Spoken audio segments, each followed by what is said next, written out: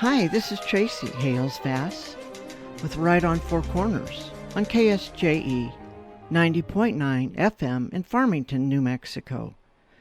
Today I have the pleasure to again talk with Don Morgan, writing as Don Travis in his latest book, Abaddon's Locusts. Hi, Don. Hello, Tracy. How are you today? I'm really great. I just finished reading Abaddon's Locusts, and I was again enthralled by the antics. I was really glad to see BJ Vinson again and his partner Paul, and it was good to see Jazz and Henry again. Yeah, Jazz is about my favorite. He almost overpowers BJ, in my opinion. He kind of does that to everybody, doesn't he?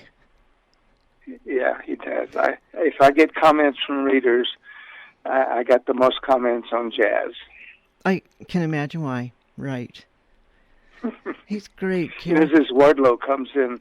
The across-the-street neighbor, Mrs. Wardlow, comes in about second. She's a delightful, white-haired old lady. She's great, and she's full of surprises, as so many of your characters are. And then you have a whole bunch of people that aren't who we think they are. Well, that's what makes up a mystery, isn't it? Absolutely. Absolutely. And it's a good mystery. There's many different paths that you go down in this mystery, too. First we think, oh, good, but then we go, oh, no. I think before we go further confusing our listeners, why don't you give them just a brief synopsis of Abaddon's Locusts?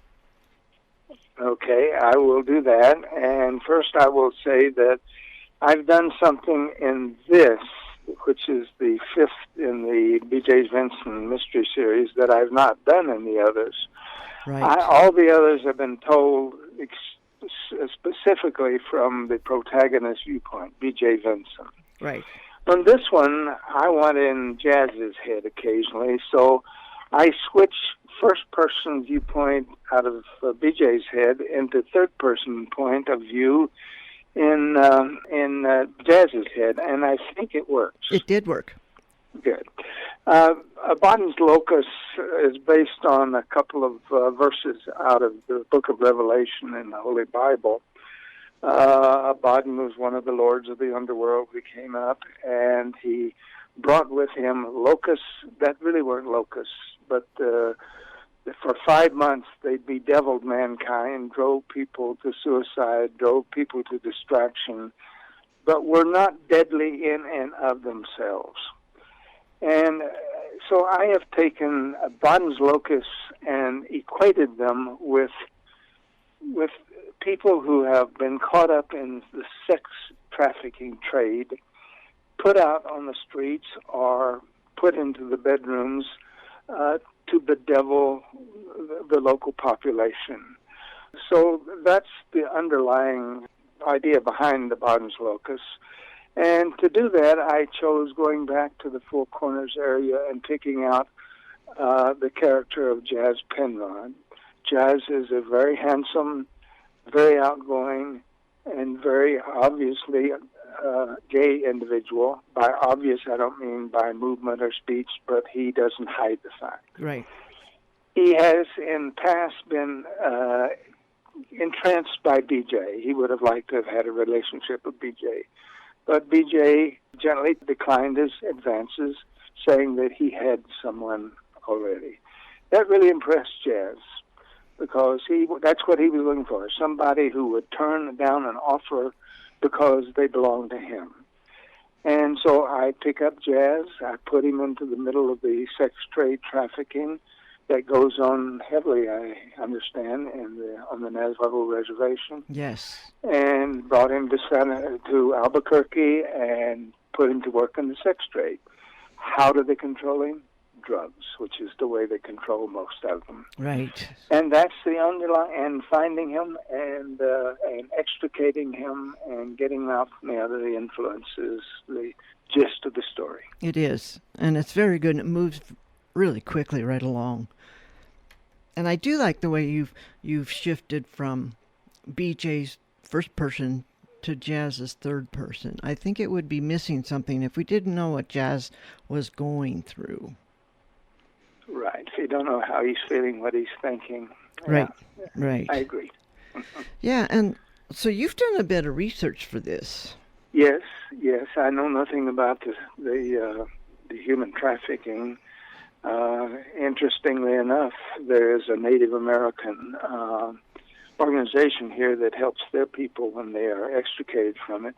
They refuse to help me. They just wouldn't talk to me at all. Really? Interesting. But I thought that interesting. But I did talk to some other people, including, most helpfully, a sergeant in the Bernalillo County Special Victims Unit, who really was helpful to me. You taught me a lot about smoking cocaine and how addictive it was for these guys. Yeah, it taught me something too. Yeah. I've never tried that. Yeah. And like you said, I know it's a very real thing with that sex trafficking. By some estimates today, there are more people in slavery because of sex trafficking, because of the human trafficking, not just sex trafficking. Oh, right. There are more slaves today than during the Civil War period. Wow. I think one thing in this book that's a little bit different too is BJ gets a lot of help. He's got a real team there with Jazz's half-brother and with his partner Paul. It seemed the natural thing to do. Henry would be there naturally, and Paul is intellectually curious, even though he's wary of Jazz because he's kind of jealous of Jazz. He is. Even though BJ's given him no reason to be so. Just because Jazz is so good-looking. So good-looking, so tactile, so sexy. Right. So why don't you read a little bit for us? I think I would like to start in chapter 1, so I will just start reading chapter 1 if you don't mind, okay? Sounds perfect. Okay, so this is chapter 1 of Abaddon's Locusts.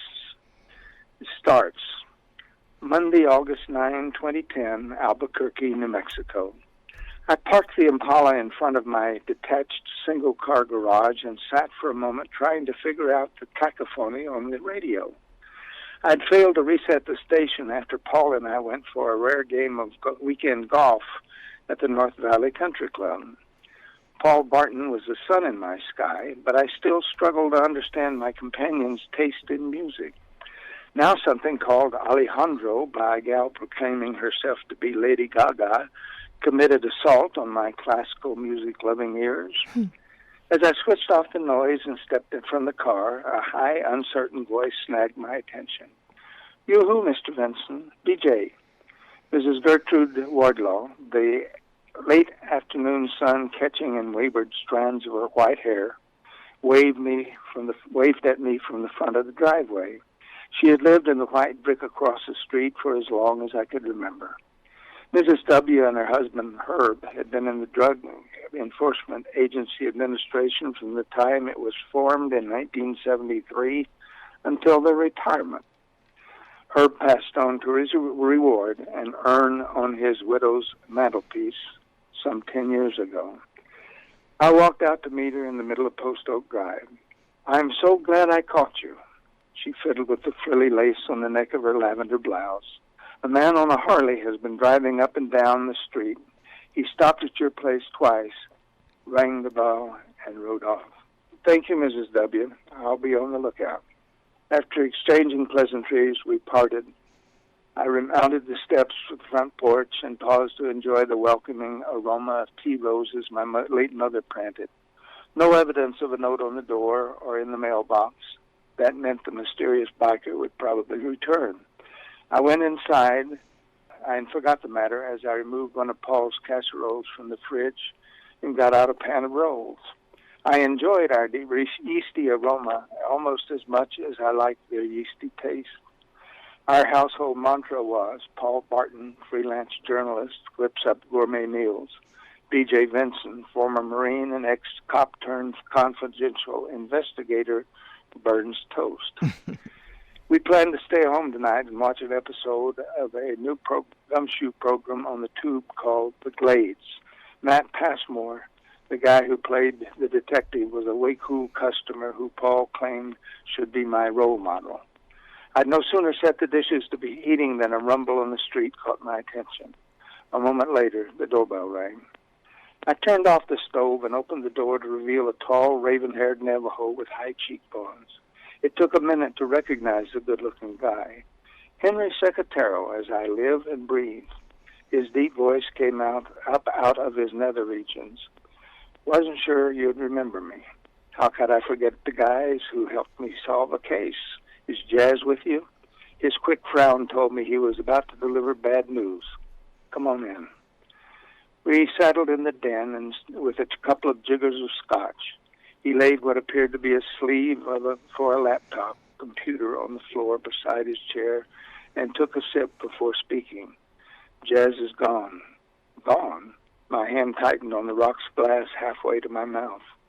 That free spirit was too young and lively to be gone. You mean? No, not bit the dust, just disappeared. Poof. And that ain't like Jazz. Jasper Penrod, who had dubbed himself Jazz as soon as he was old enough, was Henry's mixed-blood half-brother. The two helped me solve a case I mentally call the Distai business up in the Four Corners area 3 years ago. I rubbed my chin, trying to recall what I knew of Jazz's situation. Are you sure? Way I understand it, he spends some of his time on the reservation and some in Farmington. Hard to keep track of him. Yeah, he bounces around, but he don't go out of touch for long. He calls me regular like. If he can't reach me on my cell, he leaves a message at the chapter house. I didn't get word until I saw his Uncle Riley in Farmington and found out Jazz hadn't called his mother either. Been 3-4 weeks since anybody heard from him. Do you have any idea why? Not sure, but this might have something to do with it. Henry leaned over and picked up the canvas case. He hesitated after pulling out the Acer laptop computer. Man, I sure would hate to show you this. My raised eyebrows probably expressed my surprise better than my spoken why. You'll see a Jazz you ain't seen before. Hell, I ain't seen before.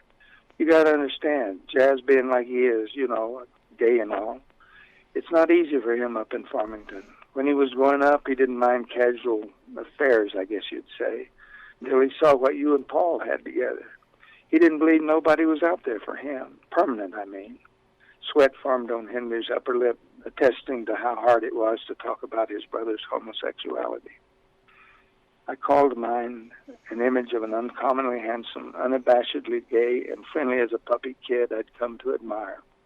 All his life he had maneuvered successfully in an environment of miners and oilfield workers normally hostile to his lifestyle, thanks in large part to the aggressive protection provided by Henry, their Navajo father Louis, and Jazz's Anglo Uncle Riley.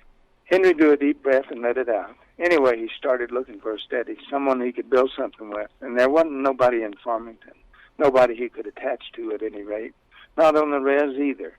He'd tried with this guy or that, but didn't find what he was looking for. Henry gave me an insincere laugh. Jazz, looking like he does, lots of guys you wouldn't even expect would go with him for a while. Some might even have stuck, but they wasn't what he was looking for. Henry's face twisted in perplexity. You want the truth?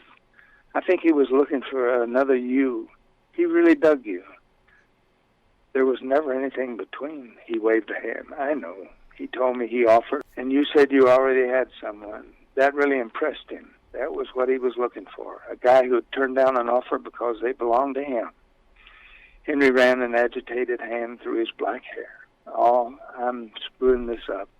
All I'm saying is that he was looking for love, just like I do, but on the other side of the bed. You're doing fine. Tell me something.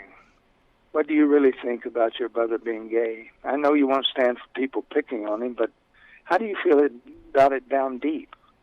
I don't understand it. I look at a guy, hell, I look at you, and ask, what would Jazz see? Henry shrugged. He'd see mutton stew while I see cactus. Sometimes I sort of understand when I remember that it's the same as me looking at a woman. At least to him it is. Despite just being called a cactus, I nodded. Now show me what you came to show me. This is your 5th book in the BJ Vinson series, right? That's correct. By the way, the sixth one, called the Vox-Leitner Scandal, Mm-hmm. is scheduled for publication November 19 of this year by Dreamspinner Press. So Great. I'll have another one coming out later this year. Oh, wow, you've been busy. A little bit. So- Right now, I'm working on one that's a non-series. As a matter of fact, I've submitted it to them, but it's a little bit different. So I expect to get it back with some suggested changes. Great. Yes. So you write full time?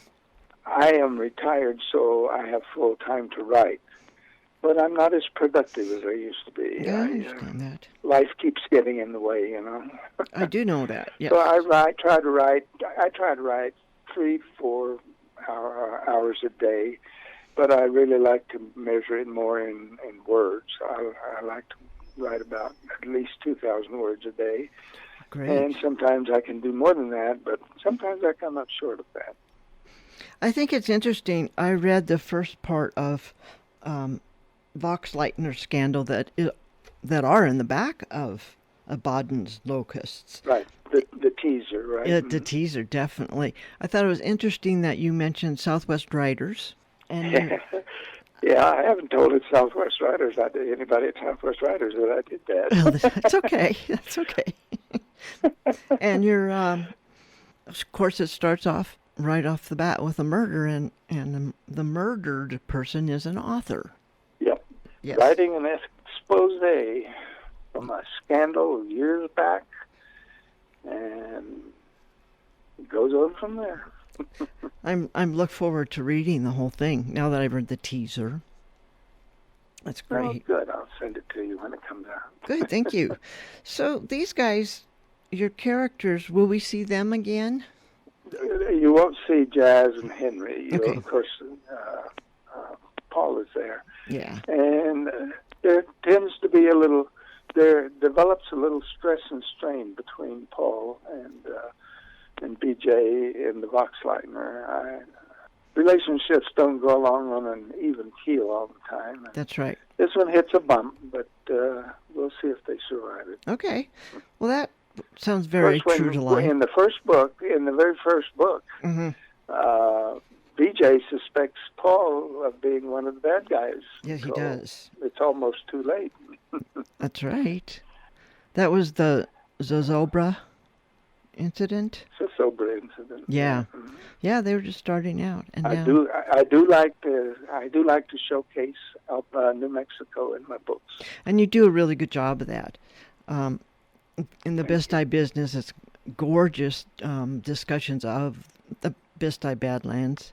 In this one, we see a lot of Albuquerque, different sides of Albuquerque, some of the clubs in Albuquerque. The one I modeled it on, the Country and Western Club, Yes. they just raised to make space for a new library. Oh, really? Well, that's Yes, it had been there for 100 years, and it had been a gathering place and a meeting place and a make-out place for a long, long time. But it was a straight place, a hetero place, where they went to line dance. yes. Not anymore. That's great. So, where did you come up with BJ? How did you find BJ Vinson? How did I find BJ Vinson? Yeah, you should have asked me that last time. I was closer to this beginning. Oh. I wanted a mystery story. Mm-hmm. As you know, I write under another name, Right. and the audience, the readership for that is pretty much a gay-oriented crowd. Right.